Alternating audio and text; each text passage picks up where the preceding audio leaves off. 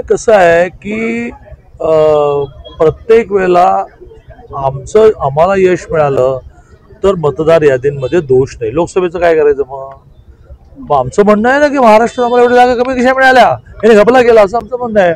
पण आम्ही ते म्हटलं का, लोकशाहीमध्ये यश अपयश हे ऍक्सेप्ट करायचं असतं. यशाने माजायचं नसतं, अपयशाने डाऊन व्हायचं नसतं. ते विधानसभेत हरले की मतचोरी, लोकसभेला जिंकले मतचोरी नाही, लोकसभेत जिंकले ईव्हीएम चांगलं, विधानसभेत हरले ईव्हीएम वाईट. हे न कळण्या इतका सामान्य माणूस मूर्ख आहे काय? सत्याचा मोर्चा काढा, असत्याचा करा, महासत्याचा काढा, काय फरक पडतो? पण राज ठाकरे अगोदर तुमच्या बाजूने होते, त्यानंतर आता महाविकास आघाडीच्या बाजूने आहेत. मग राज ठाकरेमुळे काय परिणाम होईल का असं वाटतं का आपल्याला? राज ठाकरेंमुळे कोणावर परिणाम होईल? मुंबई आमच्यावर होणार किंवा भाजप असेल. राज ठाकरे असं त्यांना सिंगल म्हणू नका, राजसाहेब म्हणा. राजसाहेब हे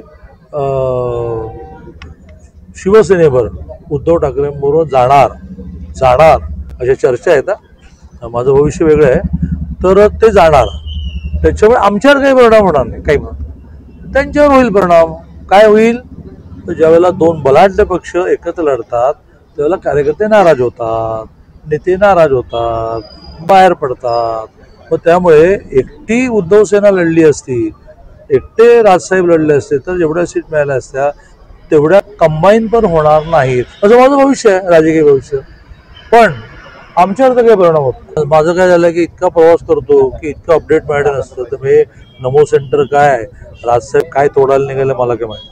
लाडक्या बहीण योजनेमुळे आपण काल म्हटलं की प्राध्यापकांच्या नियुक्त्या रखडलेल्या आहेत. मी असं म्हटलं, प्रॉब्लेम काय आहे तुम्हा पत्रकारांचा, तुम्ही तुमच्या सोयीचं छापता, तुम्हाला स्वातंत्र्य आहे ते. मी असं म्हटलं की लाडकी बहीण योजना ही महाराष्ट्राला पर्यायच नव्हता, कारण त्याशिवाय कुटुंब चालली नसती. प्रामुख्याने महिलांना स्वातंत्र्य जे मिळालं पाहिजे आर्थिक ते मिळालं नसतं. पण त्यामुळे अनपेक्षितपणे 36,000 कोटी आजपर्यंत महाराष्ट्र बजेटमध्ये कधी नसलेली फिगर 36,000 कोटीने आल्यामुळे अनेक गोष्टींना काट लावायला लागतोय. तसं प्राध्यापक भरतीला काट लागलाय आणि त्यामुळे देशातलं मानांकन ग्रेडेशन हे खाली आलं.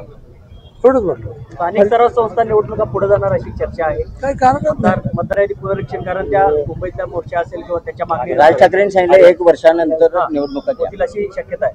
असं आहे की राजसाहेब, मुळात तुम्हाला पण काही म्हणायला अधिकार आहे. राजसाहेब तर फारच मोठे नेते आहेत, काही म्हणायचा अधिकार आहे. पुढे गेल्या आज झाल्या तर असं रांगेने फार गडचिरोलीपासून ते सिंधुदुर्गापर्यंत विजयी होणार. त्याच्यामुळे त्यांचा प्रयत्न असा आहे की पुढे ढकला. निवडणूक आयोगाला त्यांची भूमिका मान्य झाली आणि पुढे ढकललं. आनंद आहे, आमचं रुटीन काम चालूच आहे. त्यांना निवडणुकीशिवाय काही धंदाच नाही आहे. त्यामुळे ते सगळे बेरोजगार होते.